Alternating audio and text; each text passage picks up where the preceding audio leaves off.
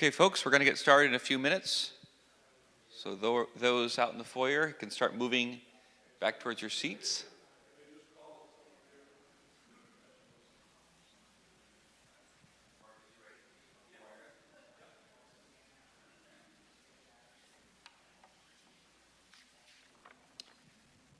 All right, so I know there were still a few folks back in the fellowship hall when I left, but we'll just get started and they can join us as they wrap up over there. So it's my privilege once again to introduce Dr. Marcus Ross. We heard from him earlier this morning, and he's going to be giving us a second presentation, a little bit different subject matter. So earlier today, Dr. Ross was giving us a sense of the context where we find these early human hominid fossils in terms of geography and in terms of geology, the types of rocks that they're associated with. And that, of course, has a lot of significance in understanding both when these people lived and who they were, and many interesting topics such as those that he discussed then. This presentation is going to be really interesting, and I encourage you to pay close attention because this is going to be dealing with some newer theories and proposals trying to harmonize the human fossil record and the Bible in ways that are kind of foreign, even to many of us that maybe were familiar with the creation-evolution debate. Things are taking a different turn. I'm going to let Marcus, of course, explain it in more detail, but I do think this is one of the most important presentations this weekend, and so I do encourage everyone to give this a special attention because this is something that we are all going to be dealing with in the years and decades ahead, I think. So I'm going to again introduce Dr. Marcus Ross. He received his Bachelor of Science in Earth Science from Pennsylvania State, his Master's in Paleontology, South Dakota School of Mines, and his PhD in Geoscience from University of Rhode Island. And in addition to his teaching career at Liberty University, Dr. Ross now runs Cornerstone Educational Supply, which is a provider of educational rock and fossil, and you do anatomy, and a bunch of cool science kits, science stuff for homeschoolers, Christian educators, and you can see some of his products on his table in the back of the room. So without further ado, please join me in welcoming Dr. Marcus Ross.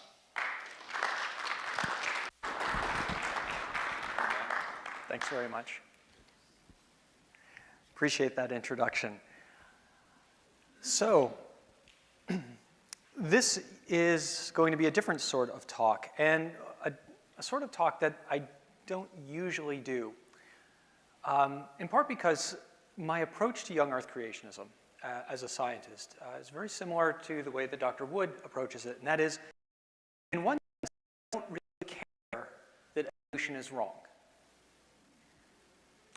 It doesn't occupy my thoughts that way, because I don't want to spend my time thinking about how wrong things are wrong. I want to think more about how things are right.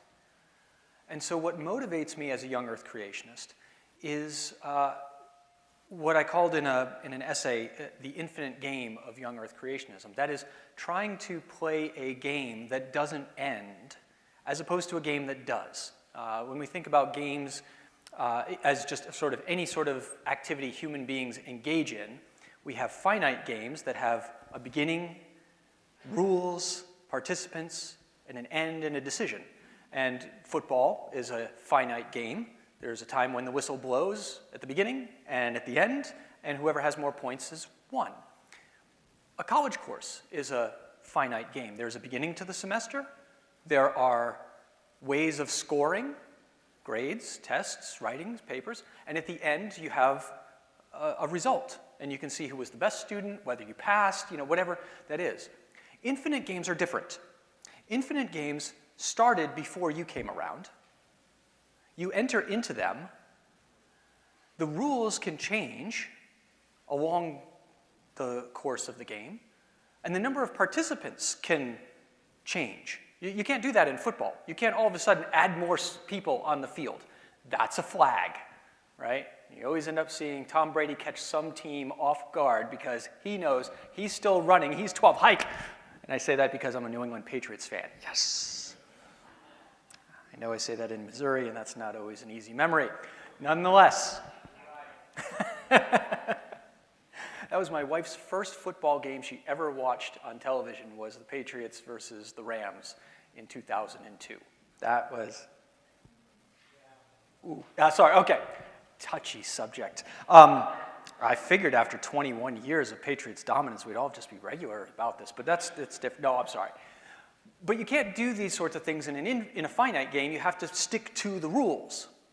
And if you cheat, you're ejected out of the game. You fail your class. You don't win a political race. Those are all finite games. An infinite game, however, is one that started before you came around. It continues after you're gone, and you enter the game and you play the game simply because you want to be there.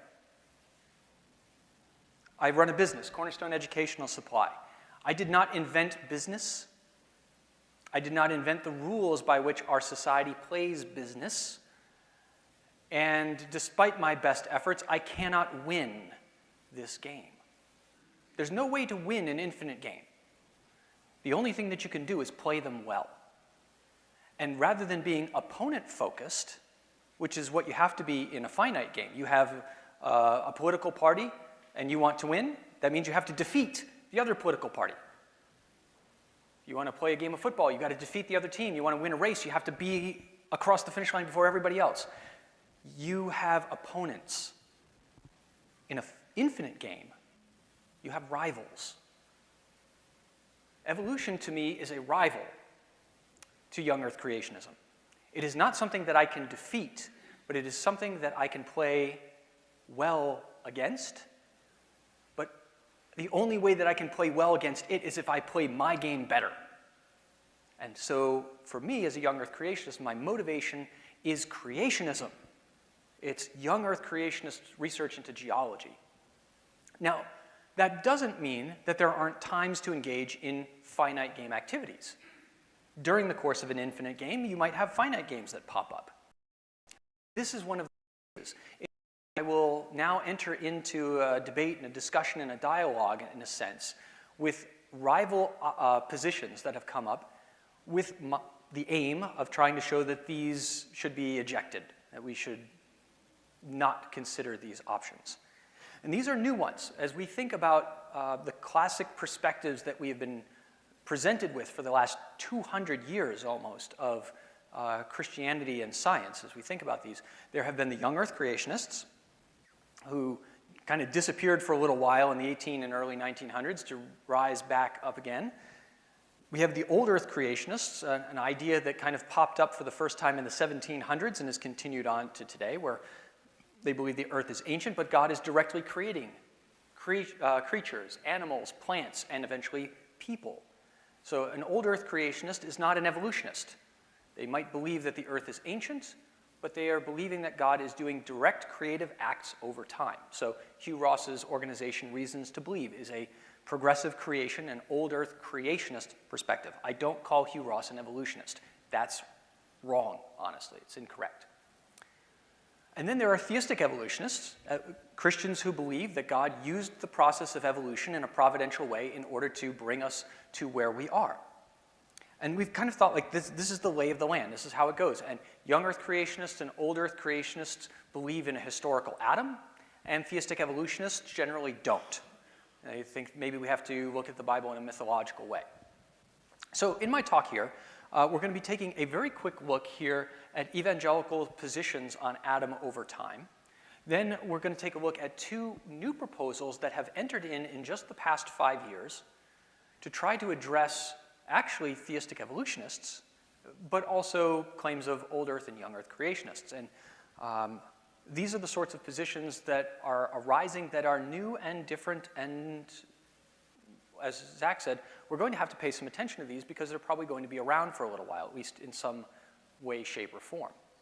So the first thing that we're going to do is take a very brief run through evangelical positions on Adam over time, and I'm going to use the term evangelical loosely here to refer to people who held to the inerrancy of Scripture, since evangelical as a term kind of doesn't go back as far as I'm looking.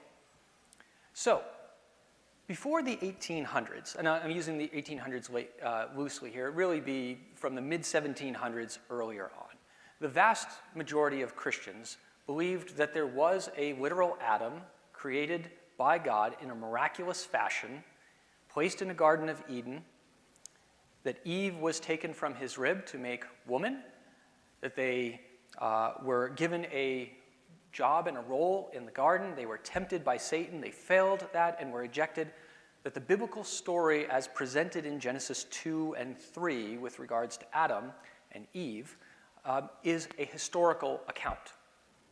This is the way that not only evangelicals, but pretty much all Christians, all the way back, had shared this perspective. There were always a few weird ones, but the weird ones are not in the mainstream here. In the 1800s, however, with the development of deep time thinking from geology, what we found was that there was a shift amongst inerrantists to say that, well, maybe Adam was real, but he was further back in time than what we conventionally think. Rather than Adam being a recent creation only, say, 6,000 to 7,000 years ago, by the time we get to the late 1800s, the inerrantist position, the kind of what's going to become the evangelical and fundamentalist position, was maybe Adam could be older. He's still real, he's still miraculously created, there still is a fall in the garden, all of that, there's no evolution, but Adam's date is pushed further back. And the idea basically that the genealogies in Genesis 5 and 11 are there to tell us about the genealogical connections, but not the time frame of history. And we were talking at my table a bit at lunch about how that worked out. But basically the idea was that the time to Adam was decoupled from the genealogical connections. There could be more people than just what the Bible puts in those chapters, and thus we don't know when Adam was created. So if you hear other Christians right now say things like, the Bible doesn't tell us what the date of creation is, they're in a stream of thinking that dates back to the late 1800s with a theologian by the last name of Green. In the 1900s, I got the colors mixed back in here because in the 1900s there's a resurgence of young earth creationist thinking saying, no, we can't have Adam and he can be recent, that we have a global flood, which the old earth folks had already jettisoned in the 1800s. And so now we see this mixture of old earth and young earth running as parallel trends and interweaving and fighting with one another and arguing and bickering because we're humans. This is what we do. The body of Christ is a very human body, as it turns out. And so there's a lot of that going on in the 1900s, but evolution is not really part and parcel of how evangelicals are thinking about this. There are a couple of evangelicals out there that are kind of saying, hey, I think evolution might be real, we're going to have to adapt to it, but kind of the typical thinking was, no, that's the theological liberals, that's the mainline Protestants, that's the Catholics, they've got their perspective that the Bible and evolution are, we don't believe because we're inerrantists. And it's the errantists that have the problem. And I agree, the errantists have a problem here. But it's in the 2000s now. Oh, sorry, and so a young earth is back on the table. maybe Adam's young. In the 2000s, however, evolution has become a more prominent aspect of the discussion amongst evangelicals, particularly since the development or the publication of the human genome in 2006, and following after that the chimp genome, and finding that there is massive numbers of similarities. We already kind of knew that was the case, but it became much more amplified and clear by the publication of these two genomes, just how similar we were. So people will say things like, we share 98% of our DNA with chimps.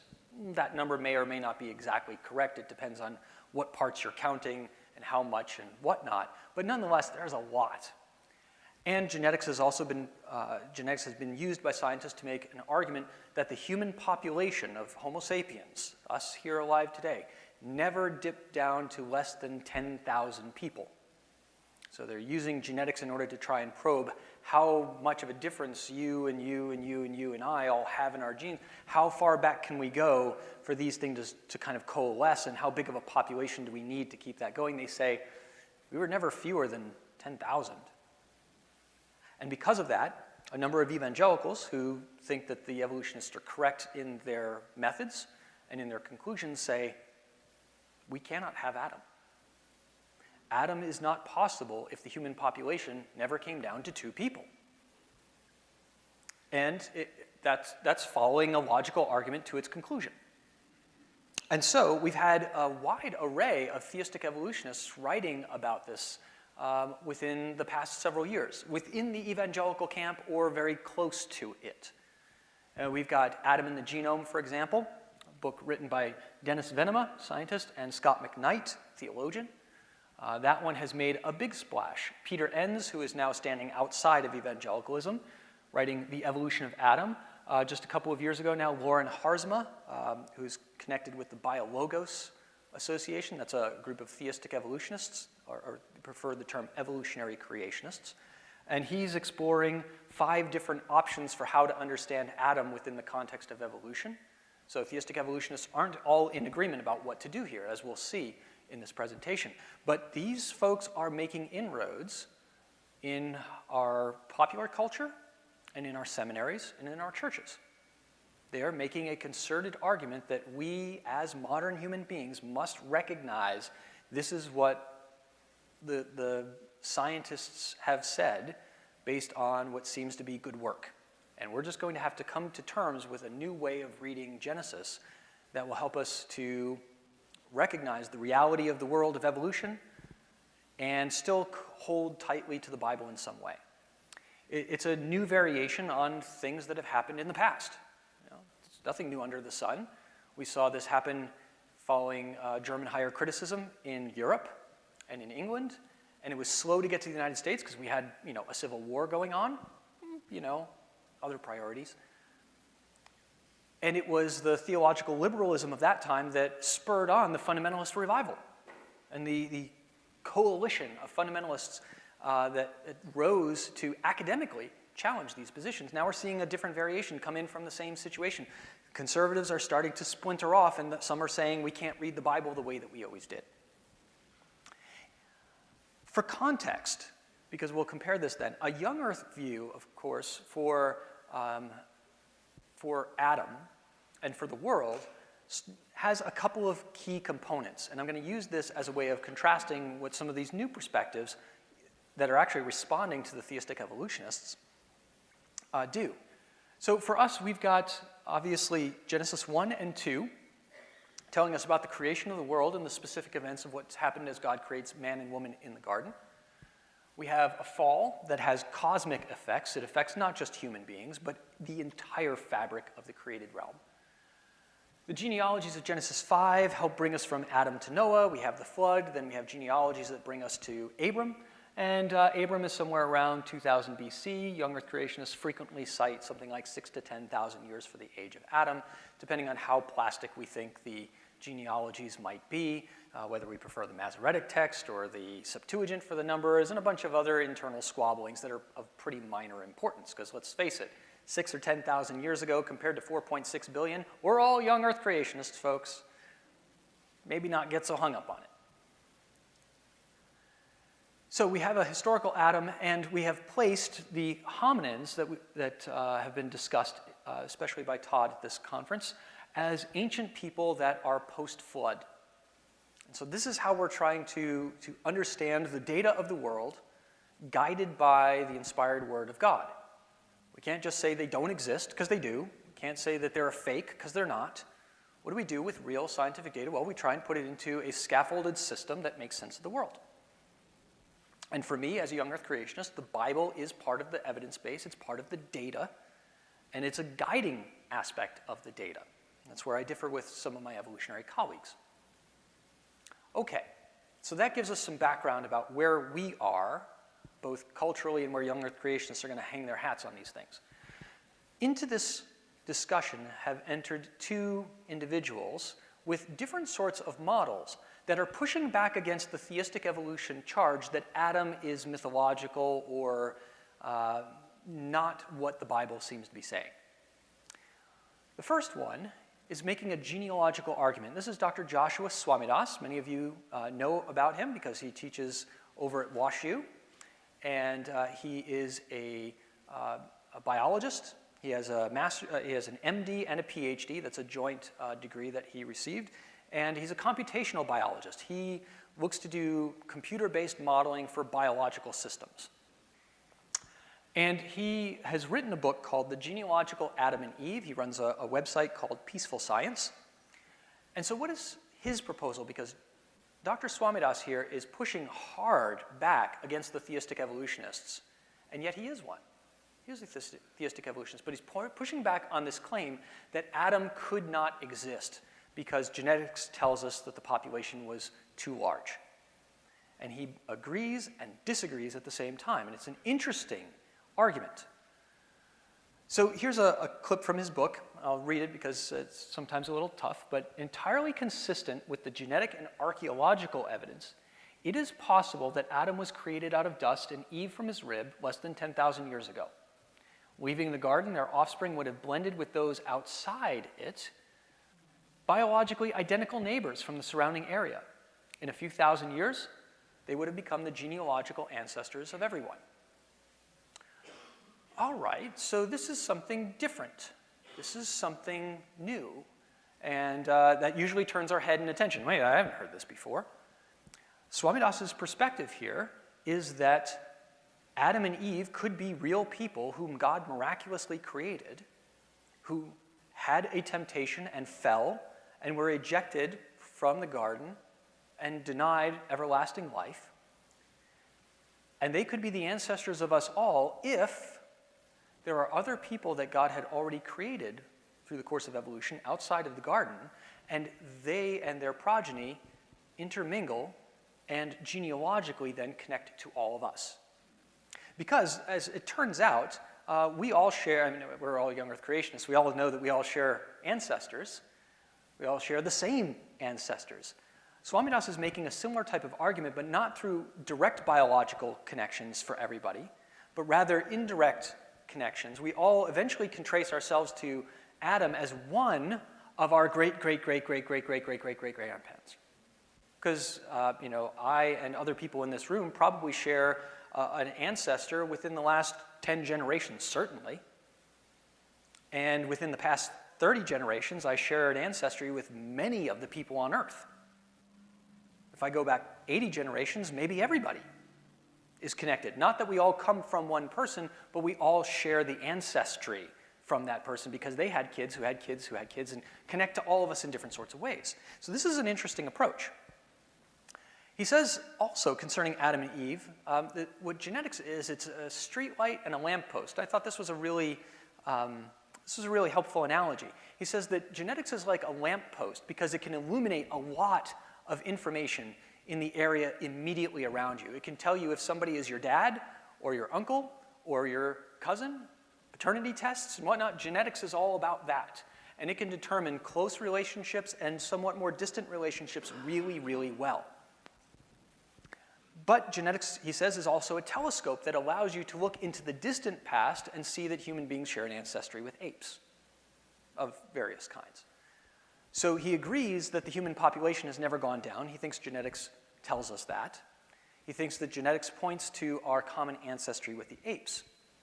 But in between the place of the street lamp and the place of the telescope exists a zone of genetic ghosts, and you can't really see them because genetics can't see them. They're far enough in the past that it can't pick up the stuff that is over here in the streetlight. And it's not distant enough that we've got the signatures of deep ancestry with these people who are basically just like us, because they are. They're just, a few generations back. So we got these genetic codes. We all have them. I've got plenty of people in my ancestry who I can't detect through genetics. But I know they're there. There's a written record of them. So the timeline for Swamidass's genealogical Adam and Eve looks somewhat different. He has got Genesis 1 as an initial creation of the world through God's use of evolution. He kind of looks at Genesis 1 and says, it's a story or an analogy or some sort of connection, but God's created the world through evolution. He's relating it to us in this 6-day period. But when God says that he created Adam, mankind, in Genesis chapter 1, he's not talking about Adam. He's just talking about people. In Genesis 2 is when God creates Adam and Eve, and then they get kicked out of the garden, and then they can mate in with these other people that are already around. And then after that, I mean, at this point, Josh and I are pretty much in agreement from history, except for, well, he doesn't think the flood is global, he thinks that it's local. And he thinks that the fall is limited, not cosmic. Once we get to Abraham, he and I are just, we're all chummy. We're fine. No issues. So he's going to place these various hominins long before Adam and Eve. And Adam and his fall and sin has no effect on those people because they were around before. Right? God doesn't judge people that lived before for the sins of people that came after. That doesn't work that way. So he views them as actually made in the image of God because that's a phrase that is used in Genesis chapter 1. But he doesn't think that they are people that the Bible is interested in. He considers them people outside the garden. He refers to Adam and the rest of biblical history as people of the text. So he's trying to drive a hard line of distinction between Genesis 1 and Genesis 2. But the way that he constructs his arguments leads me into a couple of big concerns, both on the issues of science and its application regarding genealogical methods and also just scientific hypothesis construction, and then also the theological ramifications of his perspective. So looking first in the science, we are going to have privets in science. I wrote an essay called Hedges Around His Garden in response to Swamidass as part of a group. So this is themed around the idea of hedges and privets and whatnot. We've got some privets in science and some thickets in theology that we are going to have to look at and I think are very damaging to Swamidass's enterprise here. First, looking at the science. The problem of unfalsifiability. Now, as a scientist, we produce and propose hypotheses with the idea that data from the world will be able to help adjudicate them. Now, I'm not a hardcore Popperian that everything has got to be tested and everything has got to be done in a certain particular way. Testability does not define science against all other enterprises of human activity, yet nonetheless, testability and falsifiability are very important to the sciences. They're vital to us. The hypothesis here of a recent genealogical ancestor to all humans is a testable one. One can run simulations of how far back you need to go before everybody alive today is connected through genealogical ancestry. And there's been a small cottage industry of scientists who look at that. And the argumentation from different camps within these sciences is you might only have to go back 3,500 years before all of us across the entire globe are connected via ancestry of genealogical ancestry. That's not very long ago. That's Moses. We could all be descendants of Moses. Others, however, think that it takes much longer and that it might be tens or even 100,000 years before we're all actually connected. So there's 2 orders of magnitude difference here in the different views. But nonetheless, there are testable hypotheses to be made, or at least simulations you can find if simulations are good or bad or what have you. And Swamidass relies on these in order to make the argument that genealogical ancestry could be recent for Adam. But on the other hand, the claim that Adam and Eve are particular genealogical ancestors is not testable because, according to Swamidass's construction, very much on purpose, this is a feature, this is the defining feature of his hypothesis, Adam and Eve are among the genetic ghosts. We can't see them. There's no way to tell if they're there. And Swamidass prefers to say, but there's no way to tell that they're not. You cannot prove to me that they did not exist as our genealogical ancestors. There's no evidence that they are not. So, for example, here's one of the quotes from the book. There's no evidence for or against the de novo creation of Adam and Eve. Science can't tell us whether that happened or whether it didn't. And he says, in that manner, then, the claim that Adam and Eve, ancestors of all of us, were created is neither a scientific claim nor a scientific conclusion. I agree. But the very next sentence throws me for a loop when he says, in this sense, it's an improper hypothesis. Okay. It is nonetheless a well-specified hypothesis that science can test. Yeah, like, what? Wait, I read this thing 5 times. The first time I read the book. I've read the book more than that. It's not a fun read. It mystified me. I couldn't understand how you could say these two things, that this is an improper hypothesis, this isn't something that science can adjudicate, but we can still test it. No, you either have something that is testable or something that is not. This isn't a gradation of testability, this is a binary situation. You either can test something in science or you can't. Josh tends to want to have it both ways, and it's taken me a while to figure out how that operates. And that's the course of the slide before that was the concept of genealogical ancestry and recent genealogical ancestry is testable in terms of scientific modeling. But Adam and Eve as ancestors is not. And so unfortunately what happens is Josh conflates these back and forth all the time. And anytime he's presenting evidence for a recent common ancestry for people, it counts towards his hypothesis. And every time he needs to be defensive, he peels back and says, but you can't prove that it's wrong. That's having your cake and eating it. That's 2 cakes. You're eating one cake, you're keeping the other one, and you're saying, nobody can have this, but I can have this one. That's not the way science works. So an analogy here, I might skip through this one quick, but let's just say, for sake of argument, that you thought a supplement company up over here. Yeah, supplement company. They make a claim that if you take large amounts of vitamin K, it will help relieve the symptoms of gout. Now, this is not real. Nobody's ever said this. This is ridiculous. I think. I checked WebMD. Nobody has ever said this. So let's say that supplement company has said, this will help. But the FDA had previously ruled that no, you don't want to take vitamin K for gout. It's going to do damage. Well, if supplement company really thinks that this is wrong, what are they going to do? Right? Supplement company says, you bet. FDA says, no way. What do? Commission a study. That's what you do. Right? You get a bunch of people to volunteer because it's vitamin K, it's already approved for whatever, and you find people with gout. I don't know how you do that, but you find people with gout, and you say, take a bunch of this stuff, and other people are taking placebos, and you run your statistics, and you find out what it is. And what's the result? Nah. Nothing. Doesn't help, doesn't hurt. Okay, if that's the result, then what can the FDA say? Well, they should say, I'm sorry. Because if vitamin K doesn't help with gout, and the FDA had said it hurts, and it turns out it doesn't, then the FDA needs to rescind that warning. They got to take that back. It doesn't hurt. But supplement company, however, cannot say that it helps. They can say that the FDA was wrong, but truth in advertising laws in the United States will require that they have a little asterisk that says that this claim has not been evaluated by the FDA. But from a standpoint, they should not say this. But this is the construction of the genealogical Adam and Eve.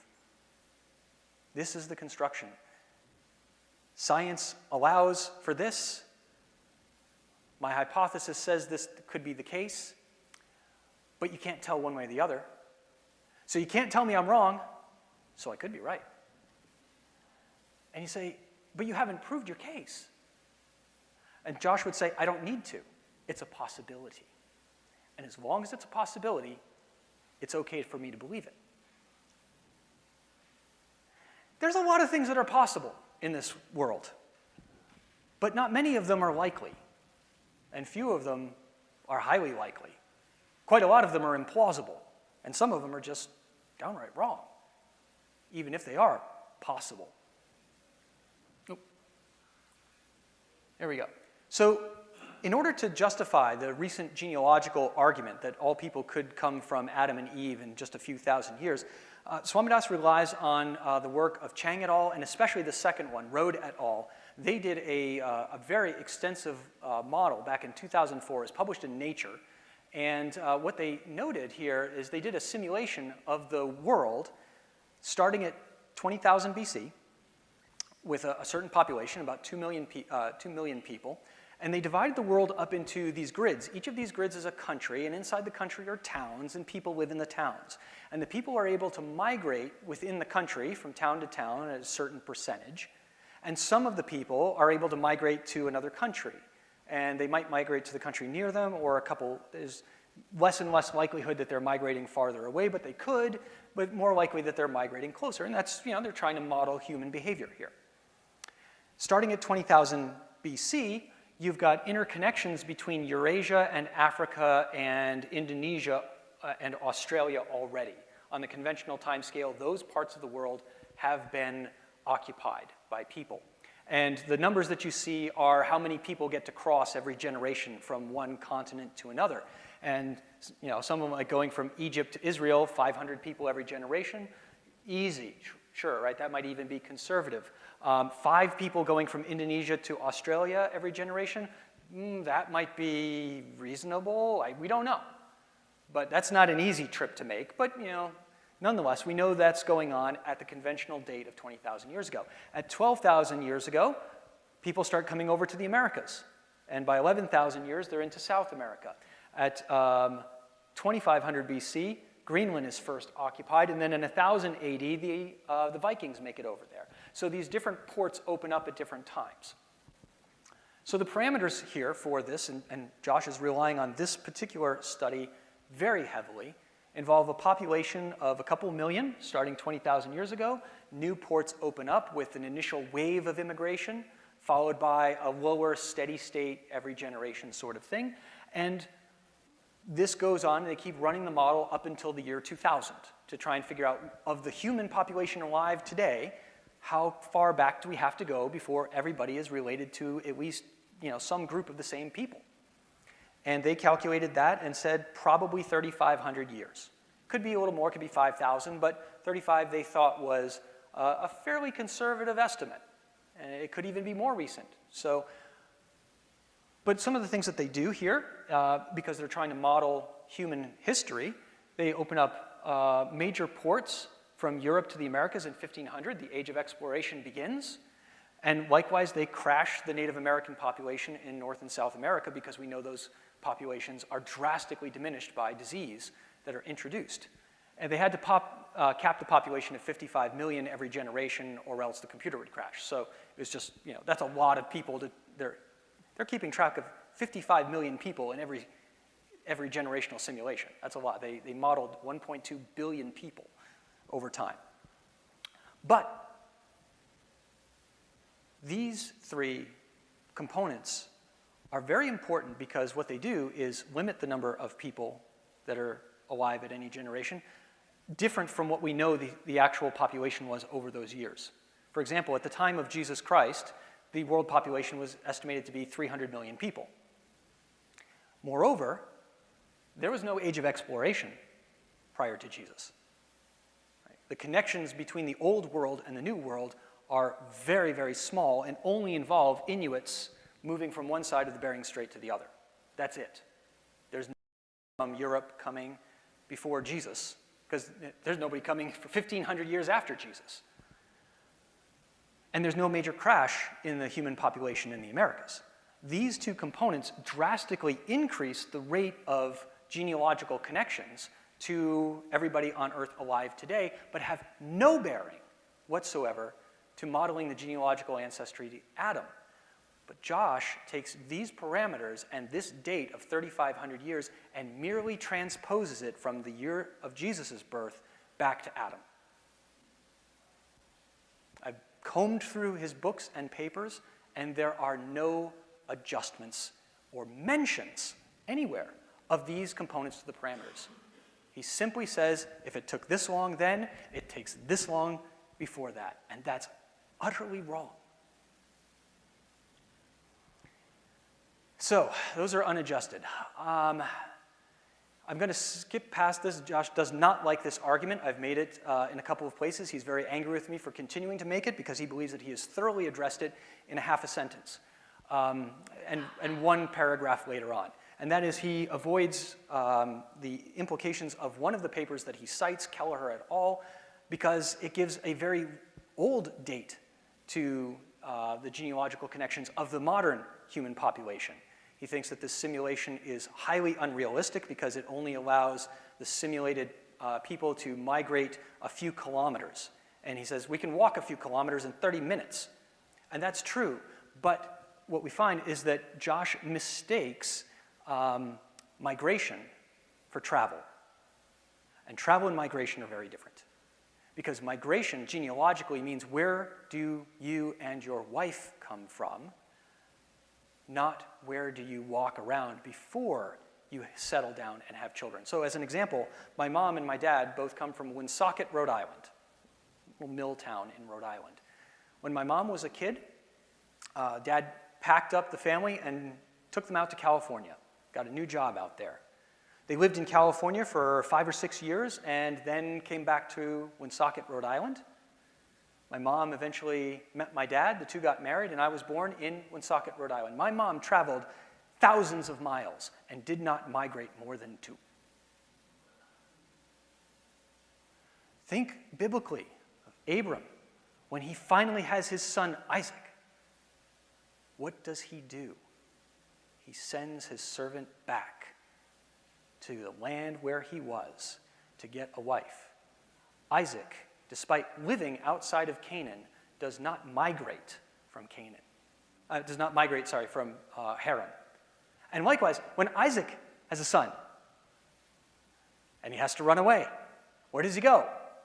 Uncle's house. Bad decision, bad uncle. But he marries his cousin. 2 generations in a row, nobody's migrated. They've traveled a lot, and they have not migrated. Migration and travel are different. And so Josh responded to me by saying, we can walk further than this. Yeah, you can. Where are your kids?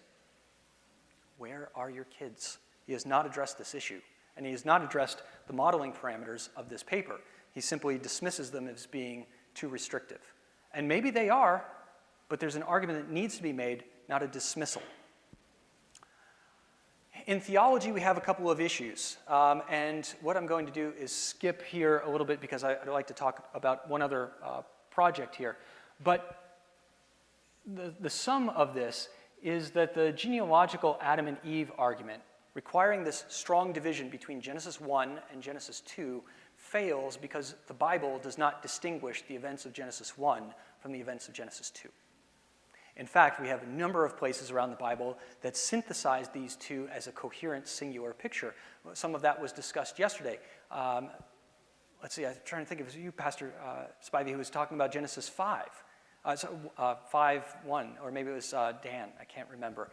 And in Genesis 5, the first 5 verses, we have the genealogical account of Adam, and those first 5 verses blend the wording of Genesis 1 and 2 and 3 and 4 all together into a singular package. Adam being made in the likeness and in the image of God plays off of Genesis 1, where mankind, Adam, is made in the image and after the likeness of God. But Adam is also given a proper name, and his son Seth, and those that we see in Genesis 3 through 4. So the writer of Genesis, who's just written 1 and 2, it's like, they haven't forgotten what they've done. It's just a scroll back and puts them together. And Josh says, oh, no, that's not it. Oh, it is. We see Jesus do the same thing when he talks about, have you not read? From the beginning, God made them male and female, and for this reason, a man shall leave his father and his mother and cleave to his wife. That's Genesis 1 and the end of Genesis 2, and Jesus puts them right together because it's the beginning. So we run into those sorts of problems. We've got places in Genesis, in Exodus, and in Matthew where we see these types of things talked about. And I'll just have to skip forward here so I can get to the next one. And that is William Lane Craig. William Lane Craig, perhaps the greatest known apologist for Christianity alive today. He is recognized as one of the top 10 philosophers in the world based on the number of times that his work is cited by other philosophers. And that was just one of those things that was announced like a year ago. And it's like, wow, I mean, he's way up there. Bill Craig has recently published a book called In Quest of the Historical Adam, playing off of the earlier work In Quest of the Historical Jesus. And when you're going to quote that title and go after Adam, I don't know that we're off to a good start. What is his perspective? Craig is also now in the camp of theistic evolutionists. He used to be kind of an old Earth creationist, but he never really addressed the issues of Genesis creation issues. He always talked about the beginning and the Big Bang and things like that, how that pointed to theism. I'm going to disagree with him on that particular kind of argumentation, but Craig never kind of got into the creation evolution issue. He always left that aside until now he was about to write a systematic theology, and he needed a doctrine of man. He needed to address the question, so he did a second PhD, this one in theology, and it was focused on Adam so that he could sort out what he was going to do and what his perspective was on this. Craig, likewise, wants to have a singular historical Adam, unlike many theistic evolutionists who are saying that Adam must be mythological or an analogy or something like that to us. Craig believes that there are a couple of different ways that we can look at the relationship between science and the Bible. And the divisions, he sets out 4 of them.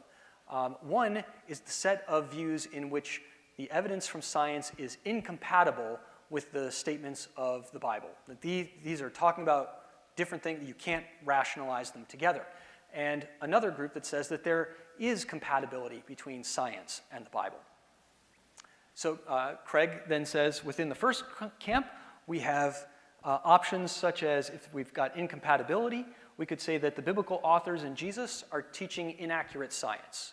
We're going to take a low view of Scripture, an errantist view of Scripture, and say, well, they were people of their age, and they were just communicating what they knew. They were wrong, but there's still spiritual stuff for us to know about this.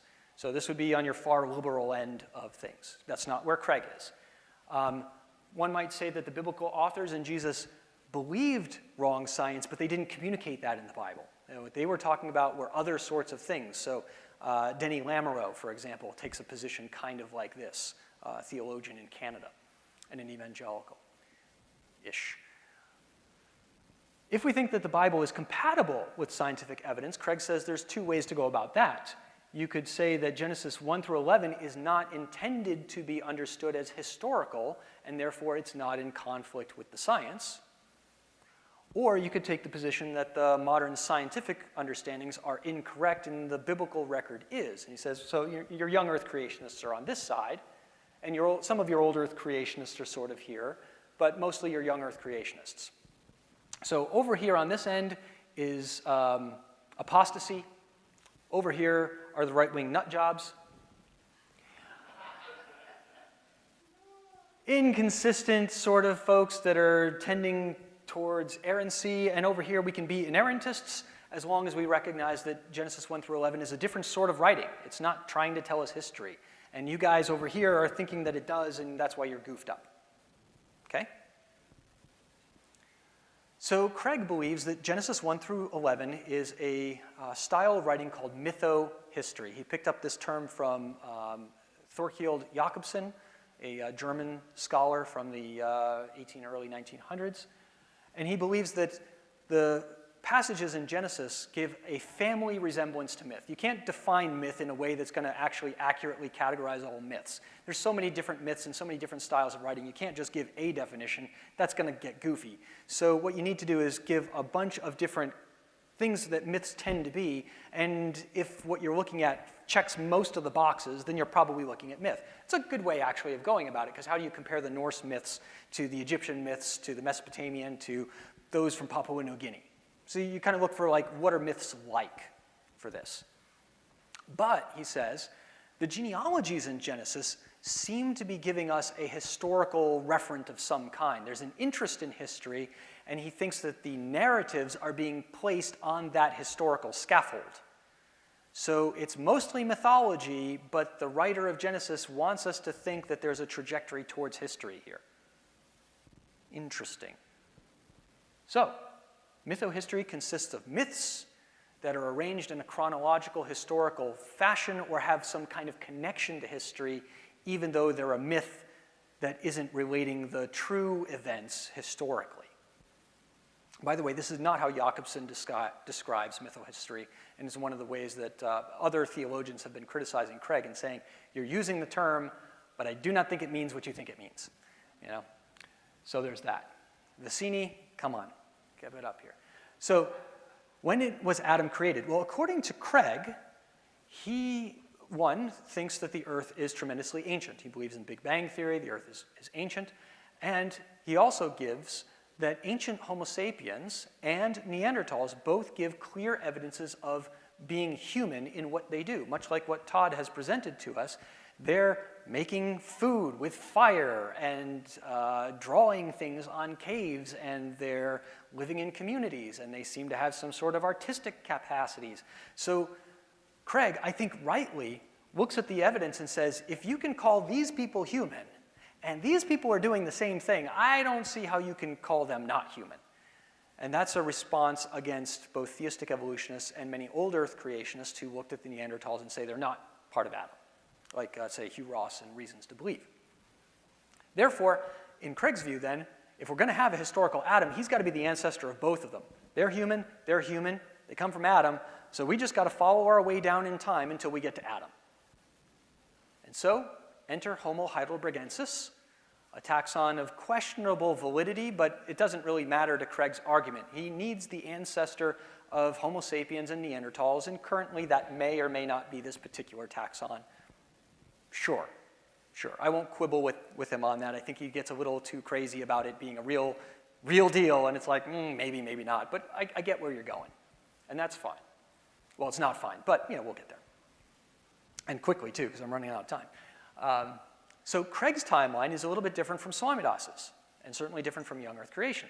He has got Genesis 1 as a long creation, and probably, and Genesis 2 as part of that. He recognizes that there are plenty of internal, intra-biblical texts that tell us that Genesis 2 can't be separated from Genesis 1. So I agree with him on that. That's good.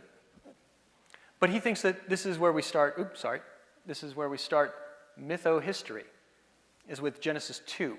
He never actually in his book discusses what the textual construction of Genesis 1 is, which is really interesting. I'm in a multiple views book with William Wayne Craig. I'm representing young Earth creationism. He's got a distilled version of this book for that. And we have Andrew Loke, who's representing a Swamidass-like position, and then we have somebody who's an errantist representing Adam as mythology. So it's one young Earth creationist and three theistic evolution flavors. The old Earth possession is gone. It's not in this book. And I think that's reflective of the fact that most theologians are looking at the classic old Earth position and saying it's no longer tenable. They don't like the young Earth position either, but there's also a lot of young Earth evangelicals around. If they want to sell a book, they should probably have one of us in here. So they called me up from the minor leagues and said, all right, we got a righty, bring him up. Craig's view then is that Neanderthals and Homo sapiens, they are humans. They come from Adam, who's Homo heidelbergensis over here. He sinned somehow, but maybe not exactly the way that it's written in the Bible, because it's a myth, historical document of some kind. But we do end up having some questions about some of the other hominids, like Homo erectus, and also some of the ones afterwards, like Homo floresiensis, which he never talks about, and we'll get to why. Noah's flood's a myth. The genealogies are trying to get us towards history and eventually connect us in some real fashion. And then we hit Abraham, and I guess at that point, Bill Craig and I start to agree on things. There are plenty of troubles. There are plenty of problems here. I'm going to focus on only one of the scientific issues, and then briefly two of the theological issues, and they're very contained. So this part will go pretty quick. First, as one reads through this book, it becomes very clear when you finally get to the part where he's talking about anthropology that Craig really has one characteristic that he thinks is important for determining whether you are or are not human. He lists 4, but kind of knocks out 2 possibilities on his own and said, no, these don't really work. Or he lists them, but they don't adjudicate. Some of them are genetic, and that doesn't help us with any of the hominids that we don't have genetic information for. Really, what it all boils down to is how big is your brain? And he believes that we have a cranial capacity of about 1,100 cubic centimeters. That helps us to identify who's human and who's not. And then we're going to have a couple of theological issues to deal with. So, concerning the science, why 1,100 cubic centimeters? Well, according to Craig, this is the lower end of modern human cranial capacity. So when we look at us, we've got an average cranial capacity of over 1,300 cubic centimeters, but people's heads are bigger and smaller, and the modern human population goes from about 20% lower to about 20% higher. So 11 to 15, pretty good range. And Neanderthals are actually on average a little bigger than us. Their brain shape is a little bit different, but the overall size is a little bit larger by a couple tens of cubic centimeters. So he looks at that and says, they're human. And Homo heidelbergensis, some of the skulls get up into that range. And so he's like, all right, so if we're in this range, and we know us, we're humans, probably going to need this range to be human. He believes, but on the other hand, what I've discovered is that that's not the range of modern humans. Modern human range is actually from 900 cubic centimeters. That's a pinhead of a person. I'm sorry, it's just a little tiny noggin. And that's an adult. A couple of different skulls from Peru described by a physician back in the 1880s. This is data that's been around in the scientific literature for a long time, but nobody looks at it. It's just really old. But Stephen Jay Gould wrote about this, actually. So that's been a bit more recent. Craig should have found this, but he didn't. The range is actually from 900 to almost 1,800, twice the brain size between the smallest and the largest of normal human beings. This is not people who have some sort of massive genetic defect or anything. Normal humans. Now, there aren't many of these really small ones. There also aren't very many of these really big ones, but that's a big range. That's a lot bigger than 1,100. That's 20% smaller than that. Craig believes that 1,100 is the minimum size necessary for higher cognition and thus ensoulment. So he is tying ensoulment in part to our cranial capacity because he thinks we need some of these physical capacities in order to do stuff, to relate to God, to have dominion, etc. Well, trouble is, this would exclude developing children. What are you going to do with an infant who's 9 months old? Are they not yet ensouled? I don't think we want to go there. Ooh, heaven forbid. Literally, heaven forbid, right? It also excludes a bunch of the smaller-brained Homo species, such as Homo floresiensis, that's living on that island out in Indonesia, and its cranial capacity is 417 cubic centimeters. It's puny. It's smaller than chimpanzees. Yeah, really tiny. The hobbits ain't human. But Craig never talks about them in the book. He's got them actually on a chart of cranial capacity, but he never discusses them in the text. He never discusses Homo naledi, the one that climbed all the way down through those caves in order to drop their bodies down there. Those ones have cranial capacity of about 600 and some.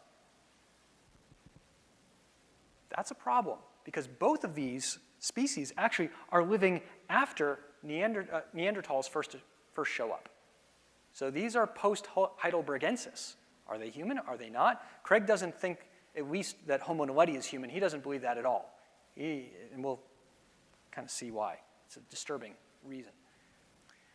Also, so this is the size that's possessed by Homo sapiens, Neanderthals, and Heidelbergensis.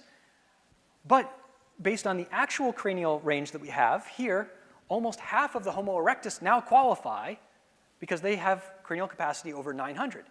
And still, one of the Homo heidelbergensis doesn't make it. So is that one heidelbergensis not human? I don't think we want to go there, right? Your head's too small. Not good. So here are some of those different ones. Two that Craig says definitely are human, Neanderthalensis and sapiens. Homo erectus, he says some of them may be, but probably not all of them. The earliest ones don't have big enough skulls to allow for this. So maybe I'll allow these, but basically then he doesn't, and he just sticks with this in Homo heidelbergensis. And then you've got the Hobbit, which is geologically quite recent, and we don't know what he thinks about them. But what's the real issue here? You have to read a long way through the book to get to this. I'm going to leave this up here for a moment because it's kind of tough. It would be disconcerting if Adam and Eve were so different in form and morphology that they and their immediate descendants would be physically repugnant to the vast majority of risen saints.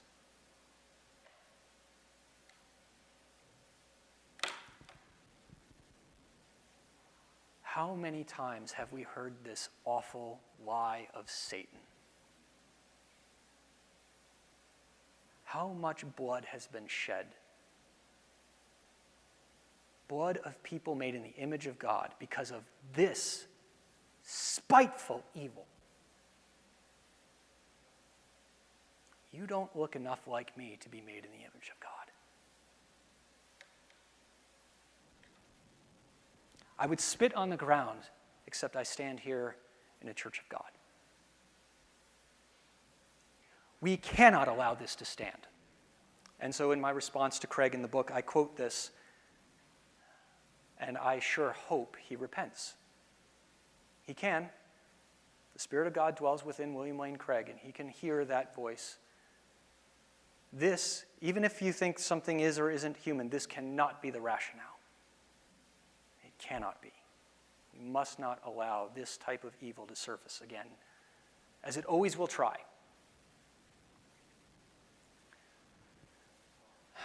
So, briefly here, let me tackle his list of items that help us understand whether something is or isn't myth. He gives us 10 criteria. And of these, myths are narratives, they are traditional stories, they are sacred to their societies, they are objects of belief, and they are set in a primeval time or another realm. They are stories in which the deities are important to us, and they anchor our present realities. They give us a reason for why we do certain types of things, for example. Myths are associated with rituals, why we do certain activities. They show a strong connection between the deity and nature. And lastly, they contained what he calls fantastic elements and are unconcerned with logical inconsistencies. Now, of these 10, Craig says there's one of them that doesn't apply to the Bible, and that's number 9, because God and nature are not connected.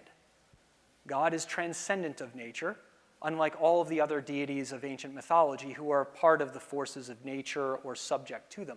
So this one, Craig says, does not apply. Yet the other 9, he says, yep, these are all things that we see in the Genesis 1 through 11 narrative. Therefore, we've got a good reason for thinking that the narratives of Genesis 1 through 11 are myths. But of these remaining 9, 6 of them don't really adjudicate myth versus non-myth. For example, the very first one, myths are narratives. Sure, so are a lot of other things. David's conquest of the Philistines is a narrative. Jesus' parable of the sower is a narrative. There are all kinds of narratives. Chronicles are boring, but they're narratives. Right? I love it in the book of Esther, where the king is having trouble sleeping, and he says, come bring me the chronicles of the kings, that I can fall asleep. And I think that's God just saying, I know. Some of it's not very interesting. So of these 9 that Craig says are important for us understanding Genesis 1 through 11, 6 of them actually don't help us one way or another. They don't do anything to adjudicate myth versus non-myth. The only thing they do is help us tell if we've got a narrative or a piece of poetry, or whether or not the deities are important characters. It's the Bible. God's important. Every page.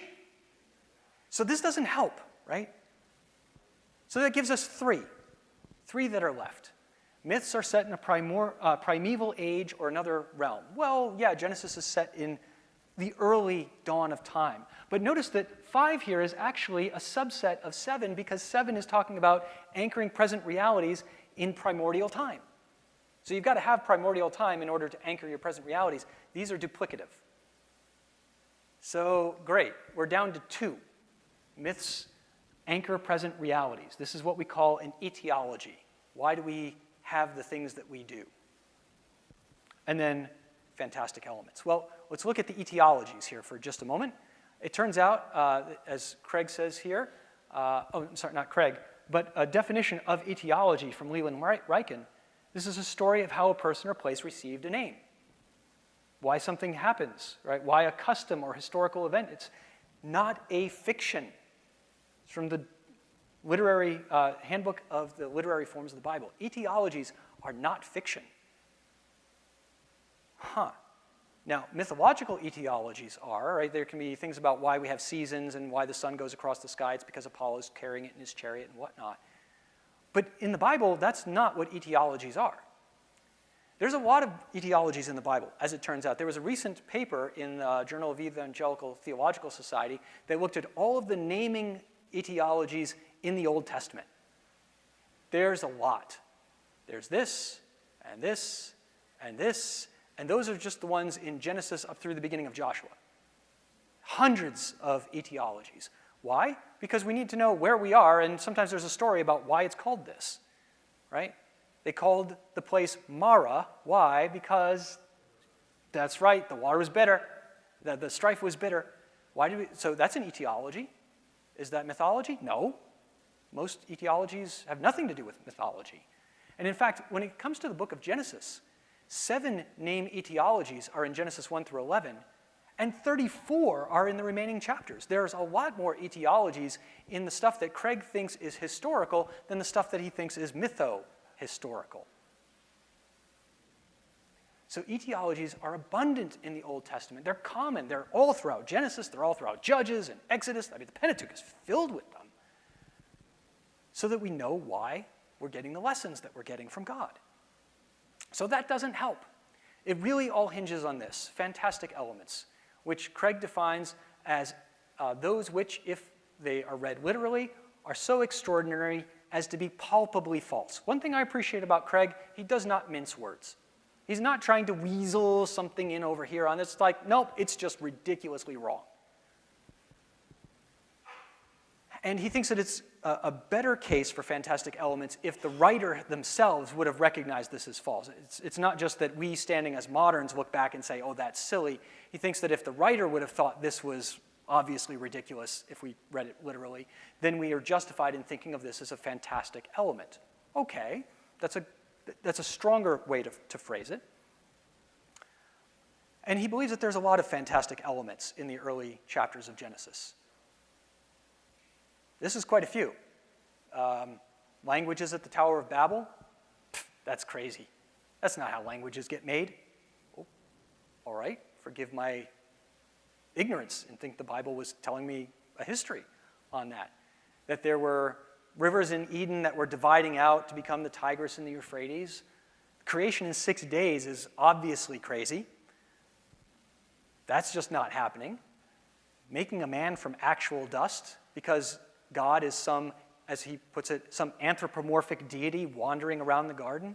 That's crazy. God is the transcendent creator of the universe. And I think Bill Craig has spent so much time trying to show people that God is the transcendent creator of the universe that he has lost sight of the immanence of God. That God walks among his people and has done so since the very beginning. But he looks at it and says, no way, God is a spirit and he's transcendent. He's not a humanoid. He actually refers to humanoid deity wandering in the garden. Be careful how you talk about God. When it comes down to it, these really simply reflect Craig's own personal incredulity. He can't believe that these are true, and he can't see how anybody else would have thought that they were true anyway, in sharp contrast to the history of Christendom. That should give one pause, that nobody in Christianity, really until the 1800s, came about with the idea that really these were just kind of silly ways that God was talking about things that are clearly mythology. Nobody thought Noah was a myth. Nobody thought Adam was a myth. Nobody thought that Peleg was a myth or any of this stuff until higher criticism came along, until geology came along, and people started asking different sorts of questions. Craig has bought into all of that history and now looks back at the Bible and says, well, if I just make it mythological, then we can sidestep the problems. Why? Because Craig's greatest fear is this, and he's upfront about it, page 16. It is difficult to face with open eyes the terrifying possibility that the young earth creationist hermeneutic may in fact be right. And he says that not just in the book, but in several other of the articles where he briefly sketches out his concept. He's way up front. If the young earthers are right, as he puts it, we will have to reassess inerrancy. Because the young earth creation perspective, he thinks, hermeneutically has a case to make, but scientifically is so wildly implausible, his words, that we better hope that there are theological cases wrong, because otherwise we're doomed. And to that, I return to that infinite game. We have a scaffold of history provided by Scripture. We have a way of approaching the data where we can actually love going and getting data. You listen to Todd, he was all over the place with smiles. It's just like, I love this stuff. Praise God. This is how it should be. We get to discover what God has put on this earth. This is how we become stewards of the world. You must know what God has made in order to work rightly with it. And so I think, as much as this has been a critique of others, look forward. Here are the things that you have heard at this seminar. That young earth creationism, and I think young earth creationism alone, in the next 10 to 15 years, will hold to a historical Adam in the way that the historic Christian church has done so. And it will be able to do that because we are dedicated to developing means of science to help us understand the world, guided by God's infallible word. So with that, thank you. I went a couple minutes over, but I think we should be able to take a little break and get back. So thank you all very much.